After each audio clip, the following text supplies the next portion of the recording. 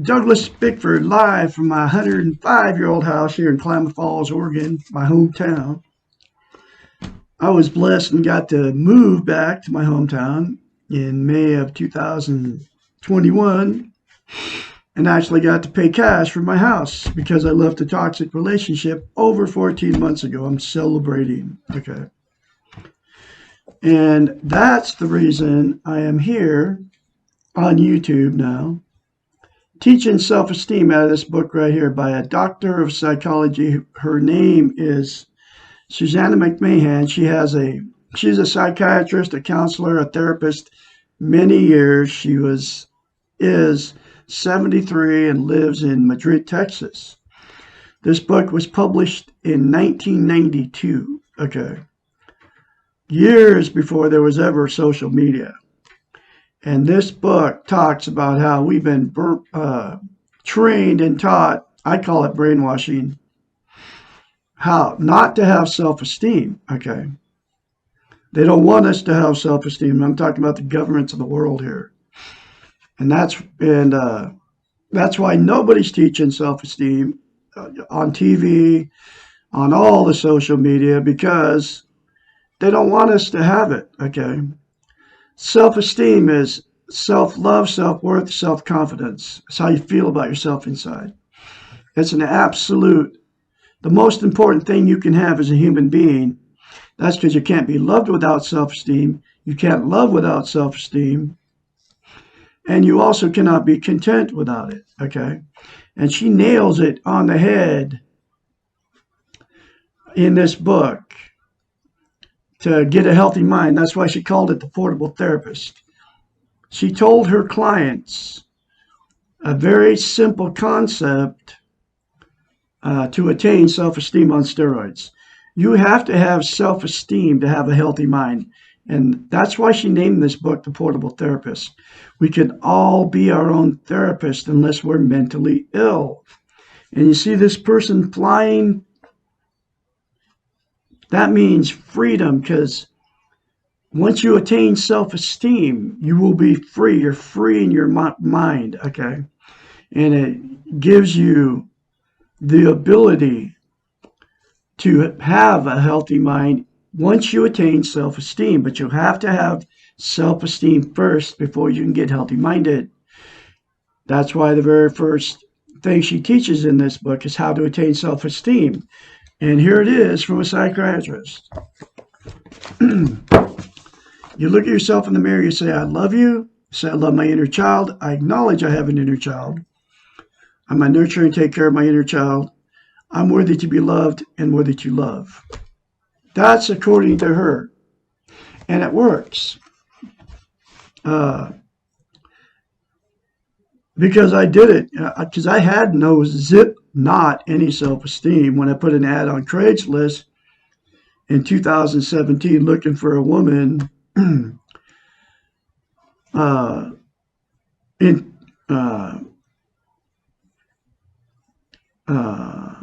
Craigslist.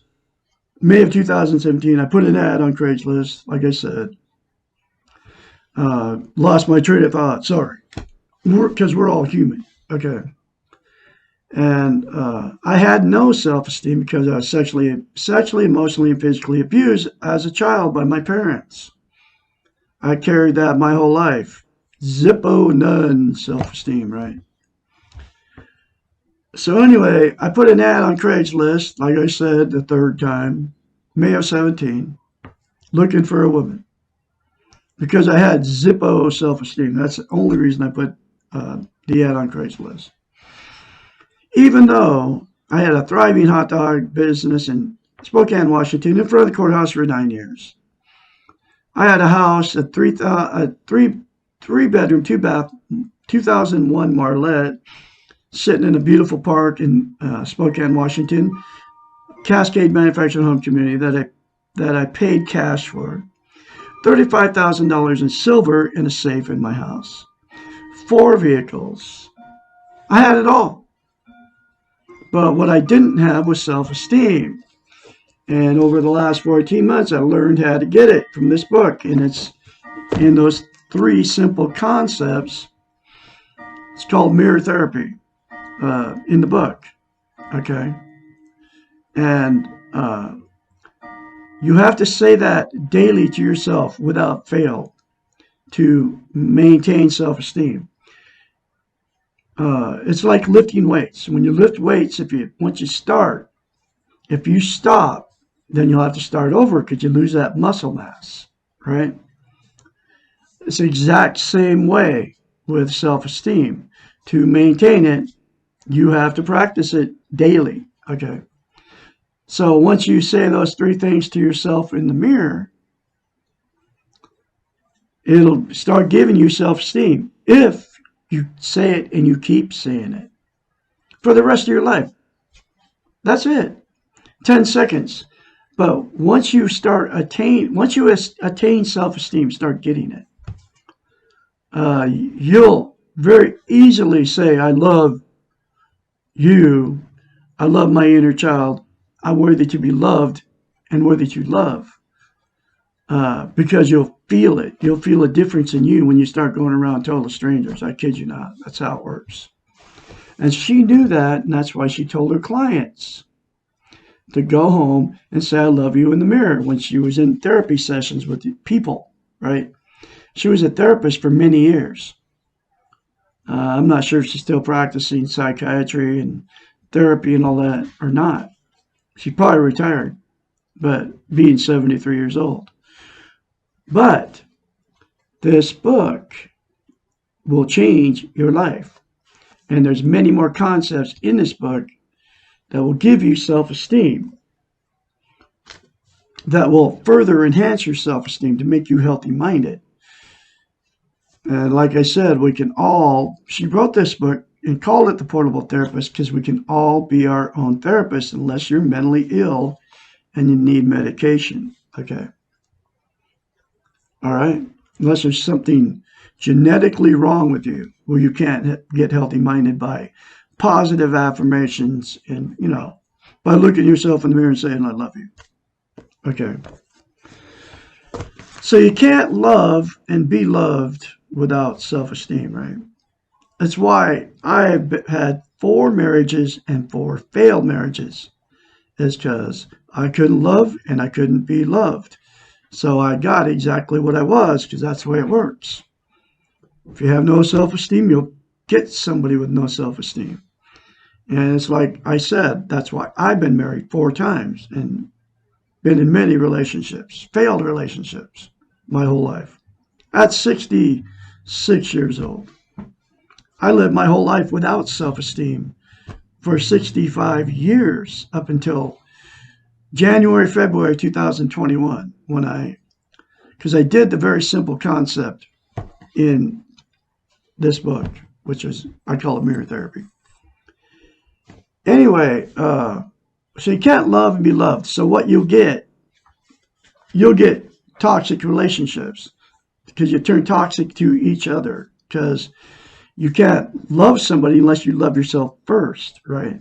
That's how it works. And it all comes from this book, and it's all true. She's a psychiatrist, not come from Douglas Bickford. I know it works because it worked on me. I had zero self-esteem. Okay.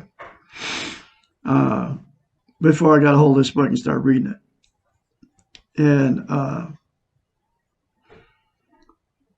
because when you have no self-esteem, and you get somebody with no self-esteem, you become toxic to each other, like I said. Each person is trying to get their needs met through the other person. So you need that person for whatever reason. Like I needed the woman I married, my 4th marriage, for somebody to tell me they loved me because I didn't love myself. And nobody ever told me they loved me. That my mother and father, right? They just did just the opposite. So I needed her to tell me she loved me. She needed me because she didn't have any money. Okay. 56 years old, living with mom and dad when I married her with no checking account. And working at McDonald's part-time. Not at 1 red cent saved. And hadn't worked long enough at any job to get any kind of social security coming in her whole life. So she needed me to take care of her financially. That's the only reason she married me. Because I married her after 3 weeks. Okay. Because I was looking for love in all the wrong places, which was Craigslist. But anyway, not no more. I said, I'm full of self-esteem now. So you get yourself in toxic relationships without self-esteem. And I believe there's billions of people on the planet running around without it. That's why you've been married more than once. And you all know what I'm talking about. Either that or you'll stay in a toxic relationship for years and get abused. And you know there's something wrong with it, but you don't know what to do about it.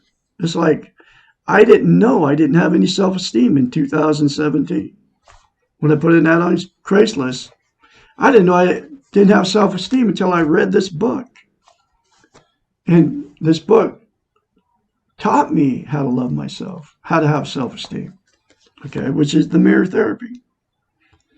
And there's billions of you. You don't know you don't have self-esteem. I mean, how would you know you don't have self-esteem unless somebody told you didn't have self-esteem? Okay, because nobody's teaching it. Nobody's teaching self-esteem.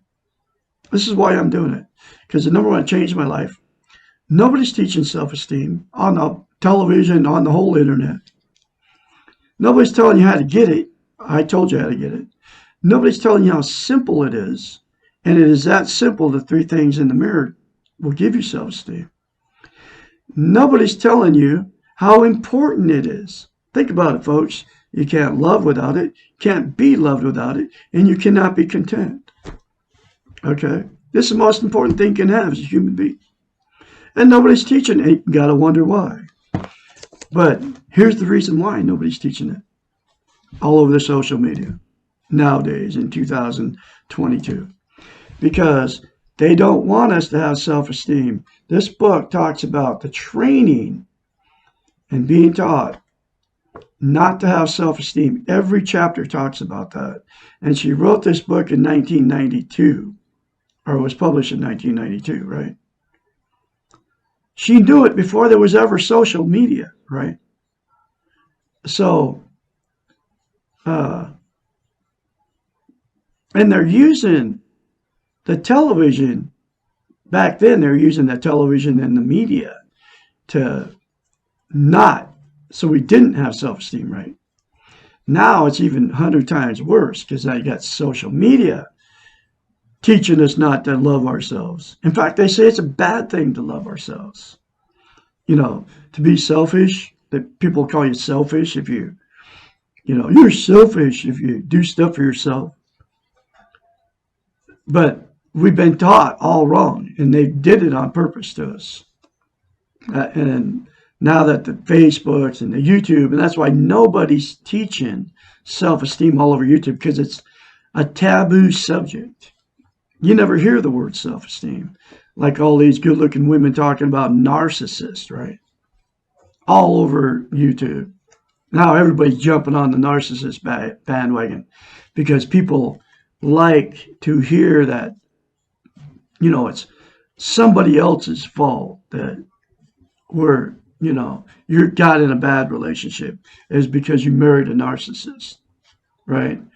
And then that's popular, right?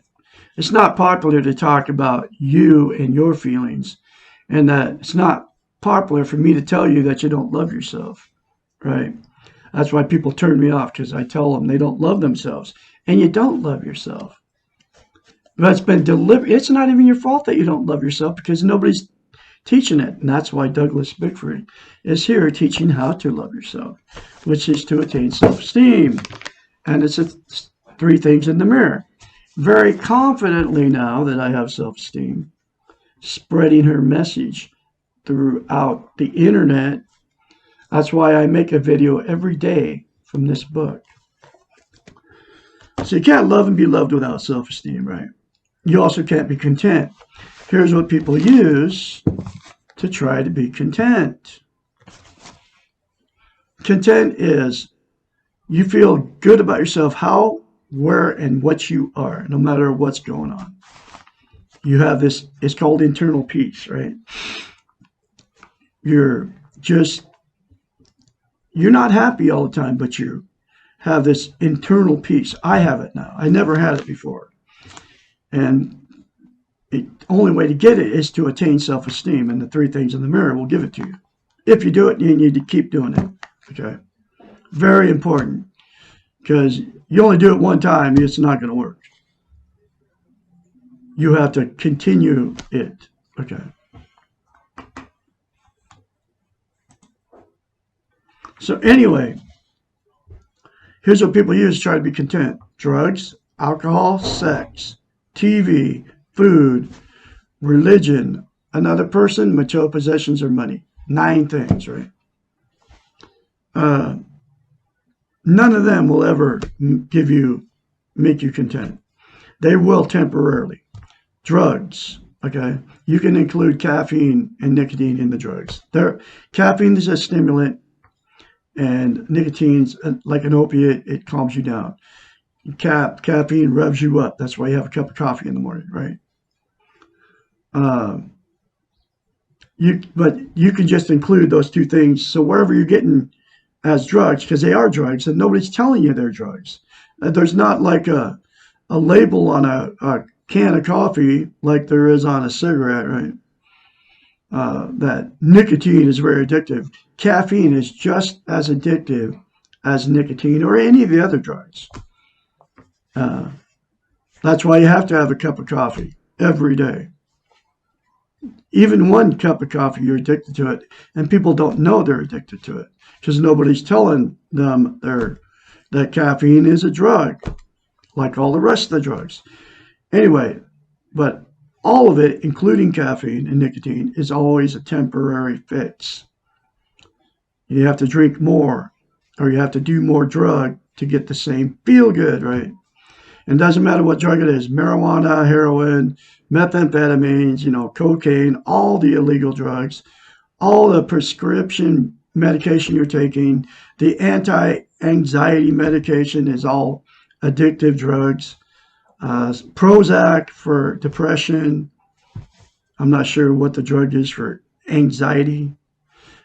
It's an unnecessary thing, anxiety, because you're living in the future thinking something bad's going to happen to you in the future, and it makes you anxious. It gives you anxiety, and you can't control the future. And the same thing with they have antidepressant drugs, right? You live in the past in guilt, and you think all this stuff. Oh, I should have did this, and I should have did that. But you have no control over the past. Can't fix it. You have no control over the future. You can't change anything that's coming. We don't know what's coming. You can't fix the past, all the mistakes you made.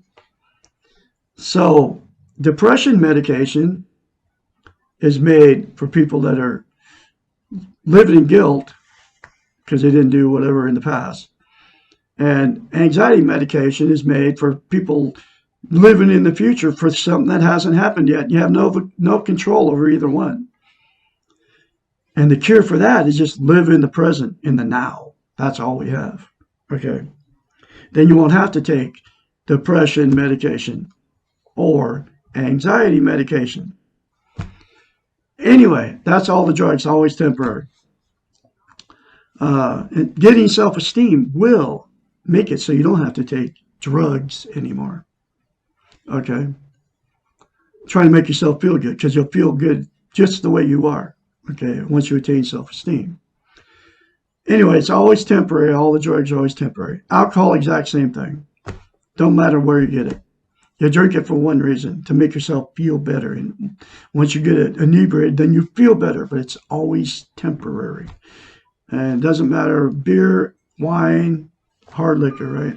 It's always temporary. And then you get addicted to drugs and alcohol. And there's people running around addicted to this stuff, and they deny they're addicted to it. Okay. If you got to have a couple beers every day, then you're addicted to alcohol, right? Just a couple beers, just like a couple cups of coffee, you're addicted to caffeine, and you don't even know it. Okay. And if you weren't addicted to it, you could just cold turkey and stop, okay, anytime you wanted. But you're addicted to it, so you keep drinking it. Alcohol or even caffeine, right? Sex, exact same thing. Uh, you get addicted to sex, okay? Makes you feel good while you're having sex, and it's always temporary, never lasts. Food, exact same thing. You eat, it makes you feel better while you're eating. Then people overeat, and there's a lot of people overeating. Look around, okay? A lot of people overweight because they feel good while they're eating, and then they eat beyond uh, being full, right? And then you get addicted to food, okay? Television, and it's always temporary. You feel good while you're eating, then you put it down, you quit. That's why you eat more. It's because it makes you feel better, okay? But it never lasts. Television, exact same thing. Turn the tube on, right? Start watching it. You feel great. I feel good watching TV. And as soon as you turn it off, it's always temporary, goes away. Then you have to watch more TV to feel good. Religion, the exact same thing. Go to church, you feel good while you're there, giving, money and participating in whatever religion it is. Jehovah's Witness, Muslim, Christian, Seventh Day Adventist, Mormon, Orthodox Jew. I could go on and on. Catholic, Episcopalian, Lutheran. There's many religions that the people are using to make themselves feel better. You go, you participate, you feel good while you're in it, but as soon as you leave, it goes away. The good feeling goes away. So that's when you go back to church, right? Material possessions, exact same thing. You buy something new, it feels good while you're buying it. You acquire it, then you take it home and you put it away. Whether it's a new pair of shoes, you already have, numerous shoes in your closet, but you buy a new pair and you throw them in the closet with the others, and then the good feeling goes away once you acquire it. Cars, new boats, new motorcycles, even different cars, houses, clothes. It all makes you feel good temporarily while you buy it, you acquire it, and then the good feeling goes away. It's always temporary. You get addicted to material possessions, just like you get addicted to TV. Relationships, you get addicted to relationships, right? You feel good, man. You met the love of your life. That's what you're thinking. And it don't matter if it's the fifth one, the first one, the 100th relationship that's why I've been married 4 times. Okay. It felt good every marriage, right? Initially. And then it all goes away. My 4th one was the exact same way. Okay. But there's billions of you doing the same thing. Call it relationship jumping. And then you get addicted to relationships, right? You got to have that good feeling. And then you'll get rid of whatever it is. You'll either divorce them or you'll get separated or you'll start cheating on each other. It's always the same. Okay. Then you'll jump right back in another relationship with another person, and the exact same thing will happen, okay? Because the feel good goes away. Money, the exact same thing. You get some money. It feels good when you get it. You go spend it, you blow it, you save it, whatever you do with it. You buy something cool with it. You gamble it away. Whatever you do with money, the feel good is never permanent. And the only thing, I kid you not, that will give you, it's called content. That'll make you content, which is internal peace, is to attain self-esteem. And the only thing that'll do it for you is the 3 things in the mirror to yourself, folks. I kid you not. It's the way it works. I don't know why it is this way. That's the way it is. That's the way we were made. However it happened. Through evolution or through creation. I have no idea. I believe in creation. I call God the Great Spirit. There's many names for God. There's people that don't believe. They're atheists. They don't believe in any kind of God. Okay? But anyway, that's it. All the 9 things will never make you content. They'll make you happy for a moment. Once you get content, once you get self-esteem, you won't be happy all the time, but you'll be content. I don't use any of those 9 things anymore to try to be content. And even if I do, like watch TV, right? I know that it's all illusion. And I don't get my happiness from it. I know it's all illusion. And I know they're feeding me subliminal messages that I can't see. But I don't have time to watch TV anymore. I'm too busy being a musician and doing what I do here on YouTube, teaching self-esteem. I mean, if I ever get time to do it, I don't know if I'll ever watch it again, because I can spend that time working on, because I play guitar and piano and all that stuff, right? I got a long way to go, because I'm trying to master all these different musical instruments. And I'm telling you, man, it keeps me busy. Plus, just taking care of my house here in Klamath Falls, Oregon, about a 2-bedroom, 1,400 square foot house with a upstairs, man. I'm tricking out my upstairs into a black light room right now. Paint and, buying a shag rug for it and just making it really nice. I mean, I got my old Pioneer amp and turntable and big turntable and my Denon cassette deck. I'm pretty excited. I got four from all this from the 70s, right? Speakers and, all of it. Okay. So I'm pretty excited about my 105-year-old house here. But anyway, those things, I am teaching self-esteem out of this book right here. And I'm going through a chapter at a time. But before I get to the next chapter, mirror therapy, right? We're all in front of the mirror every day. And the reason it's so powerful is because you can't lie to yourself in the mirror. Everybody's in front of the mirror every day. And I say 100% of the population, when they get in front of the mirror, they criticize themselves. It doesn't matter what you say about yourself. You say something bad about yourself, or you think it, right? Because we all age because we're all imperfect. Like, I just turned 66, man. I'm starting to get wrinkles. My eyes starting to sag and all that stuff, right? And I don't have the money to go get a facelift or any of that stuff, right? So you have to accept yourself just the way you are. And once you attain self-esteem, you'll be able to do that. And once you attain self-esteem, you won't criticize yourself in the mirror. When you're in front of the mirror, every day. Because self-esteem is self-love. And if you loved yourself, you would never criticize yourself. It's like, and it proves you don't have self-love, self-esteem, because you criticize yourself, right? And think about it, folks. If you love somebody, right, and you just got a new relationship, and you want them to love you, and you want to fall in love with them, you would never, ever criticize them to their face, would you? No, you wouldn't, because you want them to love you. And you're falling in love with that person, right?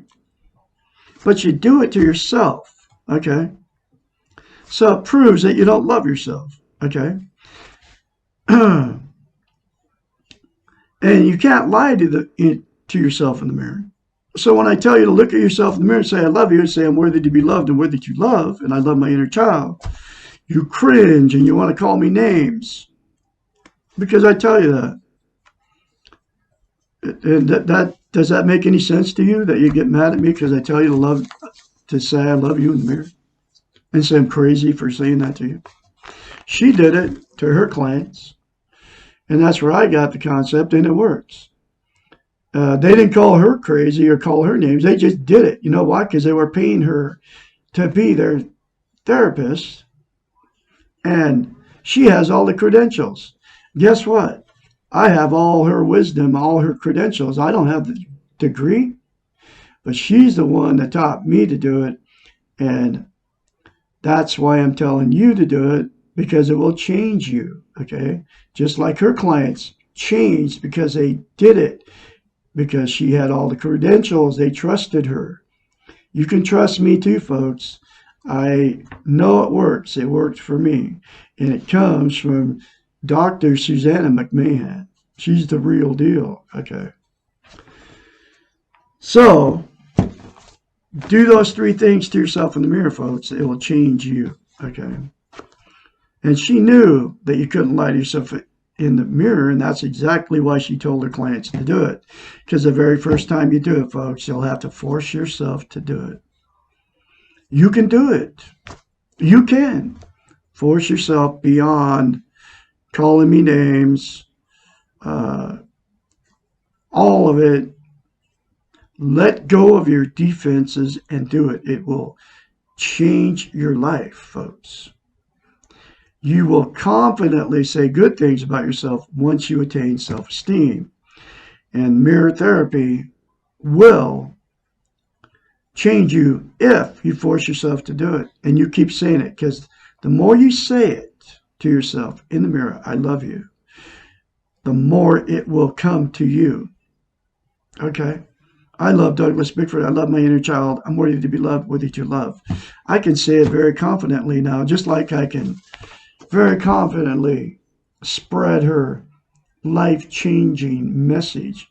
That's mirror therapy. Just one of the concepts in this book.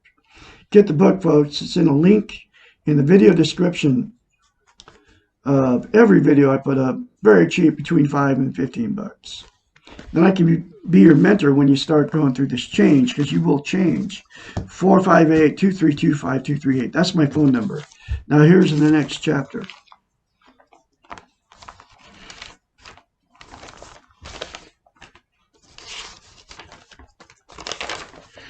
How can I fall out of love?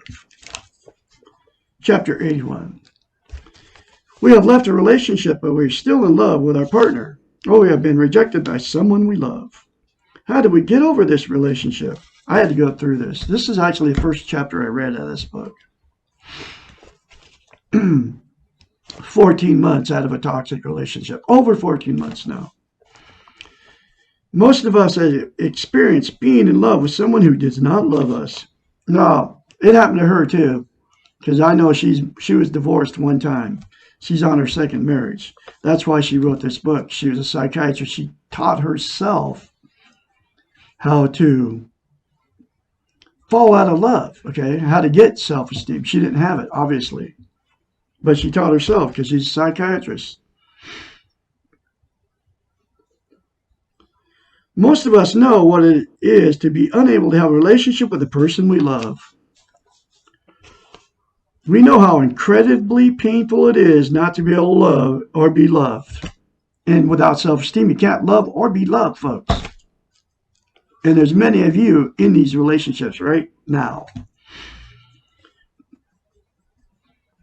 We cannot believe that anyone else has ever felt so much pain and still survived. I've been going through this pain for over 14 months. It's getting better, man. I would hope it would. Because I didn't jump right back into another relationship.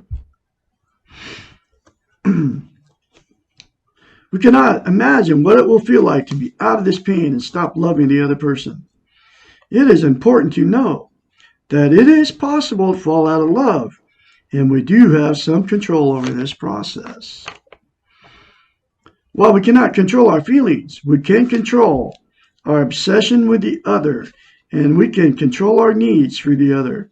It is ironical that we often feel more pain leaving dysfunctional and unhealthy relationships than we do leaving healthy ones. That is because unhealthy relationships are about needs rather than about real love. The more needs that we have for the other, the more difficult it feels to give them up. We feel as if we are giving up a large part of ourselves rather than just the other person. This kind of relationship is called a symbiotic relationship because we cannot tell where we end and where the other begins. It is as if we have been glued to the other person, and now that we are unglued, we no longer feel complete. Being out of this type of relationship is a blessing in disguise, because now we will be forced to glue ourselves back together and perceive ourselves as separate from others, complete and whole and independent. We do not need to thwart this process by glomming on to the next person who comes along. This is very important, folks. Or we will be only delaying our self-unification and adding more pain to our life. And that's why it's the reason I didn't jump back in another relationship, because I read this chapter was the first chapter I read out of this book. Okay. And I go, whoa, because I wanted to get back in another relationship because I didn't want to feel the pain of losing the woman I was in love with for 3.5 years in that toxic relationship. Okay. And this book saved me from jumping into another unhealthy relationship because I had no self-esteem. Okay. This is all real stuff, folks. I'm telling you, it will change your life. Begin the process of falling out of love by accepting the fact that you need to be out of love. I mean, I 14 months and I still get moments of pain where I think about, something she said or did or whatever. But anyway, it's getting better. I would hope it would after 14 months. Recognize that this will take time and will not happen overnight, man, and it doesn't happen overnight. It takes time to really love someone else, and it takes time to stop loving them. Change your focus on how much you loved the other person, to how much you needed the other, and then begin fulfilling these needs for yourself, man. This stuff is like, and it works, okay? Because I started doing all that stuff that she told me to do. If you needed the other to feel loved, practice loving yourself. And that's what the 3 things in the mirror will do for you, folks. That's why you have to practice saying that, keep saying those things to yourself in the mirror. Because that's what I needed, okay? I do love myself now. I am full of self-esteem. If you needed the other to feel loved, practice loving yourself. Act as if you love yourself and engage in loving activities towards yourself. Like you have to treat yourself like you would have treated them. Like I started doing all the stuff for me that I did for her. That's when I left, okay? Like cleaning my cars and cleaning my house because she wasn't into any of that stuff. I avoided doing all that stuff for myself. I was doing all the stuff she wanted me to do, which was live in a dirty house and have a bunch of animals, okay? Let's see.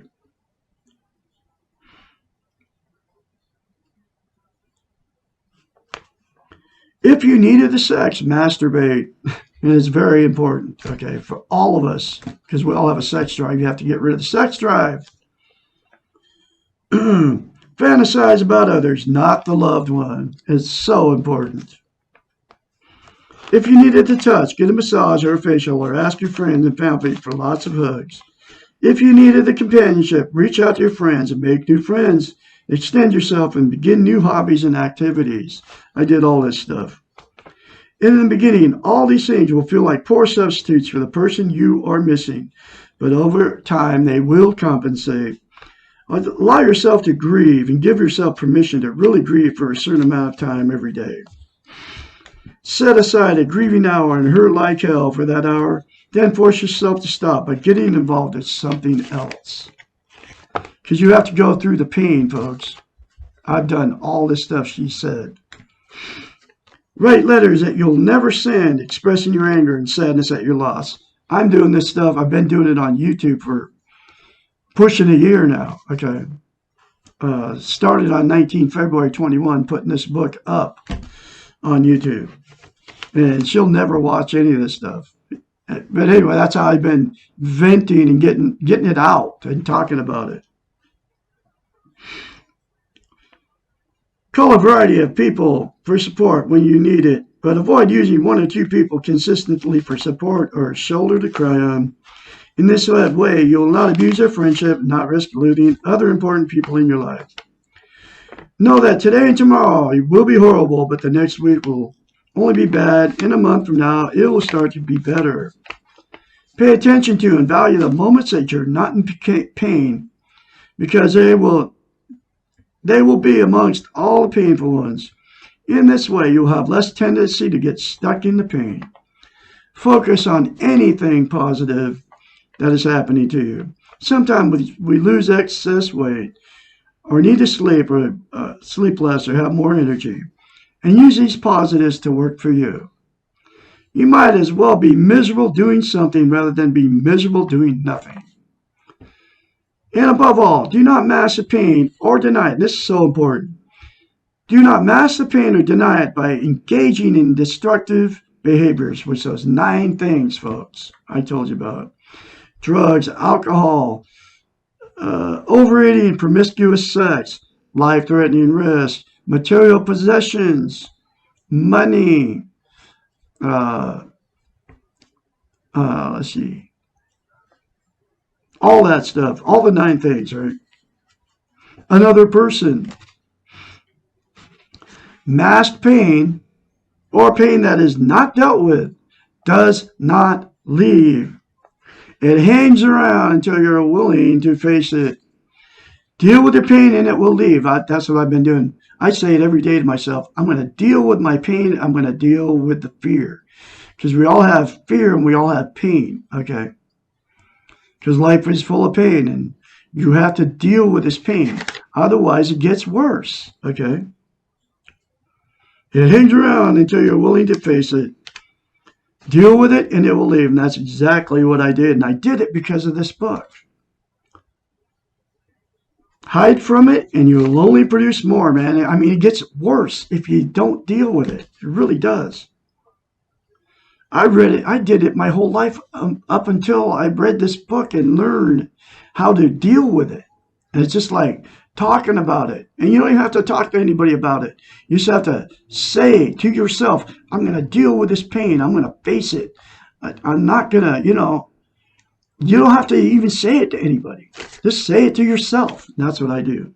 Daily, I do all this stuff. Remember that you functioned before you fell in love. And you will function again after you fall in love. I mean, it really works. Because before you fell in love, you were functioning, right? Just like me. Before I even knew her, I was functioning, okay? With my hot dog cart in Spokane, Washington. I had friends in Spokane. I mean, I just brought myself into all this pain for nothing, okay? Because I wasn't in any kind of emotional pain of having broke up with somebody or whatever. When I put an ad on Craigslist. But it's happening for me right now. 14 months, I have jumping back in another relationship and making my pain I'm facing that pain. And I've been facing it ever since I left her on the 2nd of November, 2020. It may help to reverse the falling in love process.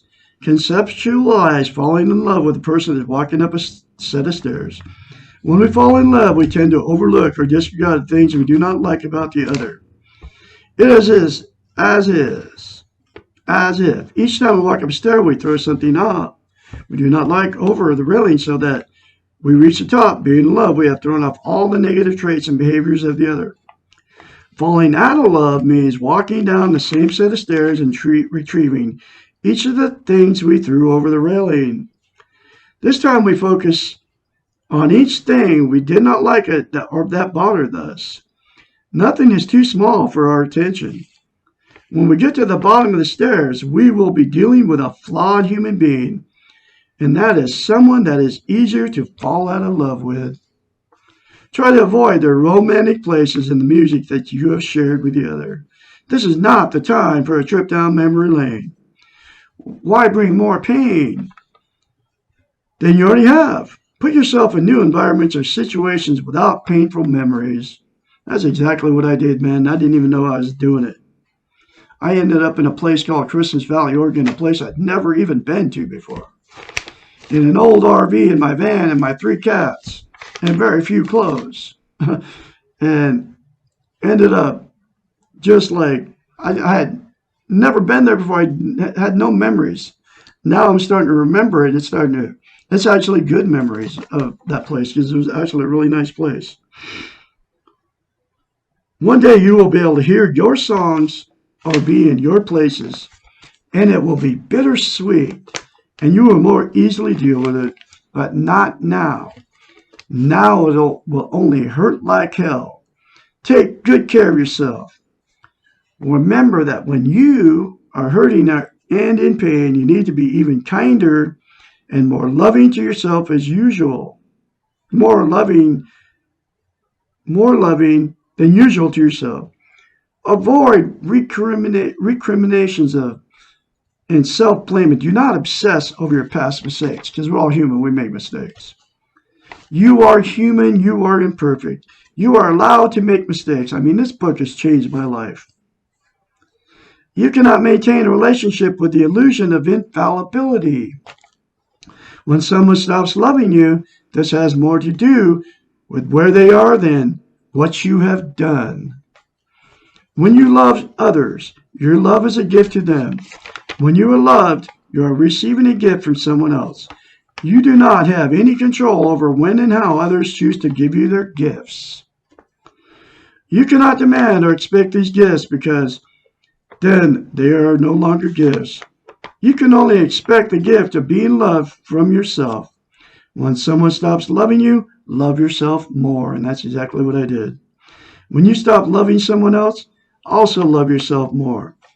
This will help to reduce the neediness within yourself to be loved and will prevent symbiotic relationships with others. Whew. Powerful book, folks. Another very powerful chapter. Like I said, get the book in the link in the video description of the video I put up. I can be your mentor, like I said, 458-232-5238. You start going through this change, or if I even said that. Remember, you're good. You were born good. You will go out good if you accept that you're full of goodness, and you are. And you all have a great day out there. I'm going to have another chapter for you tomorrow, which is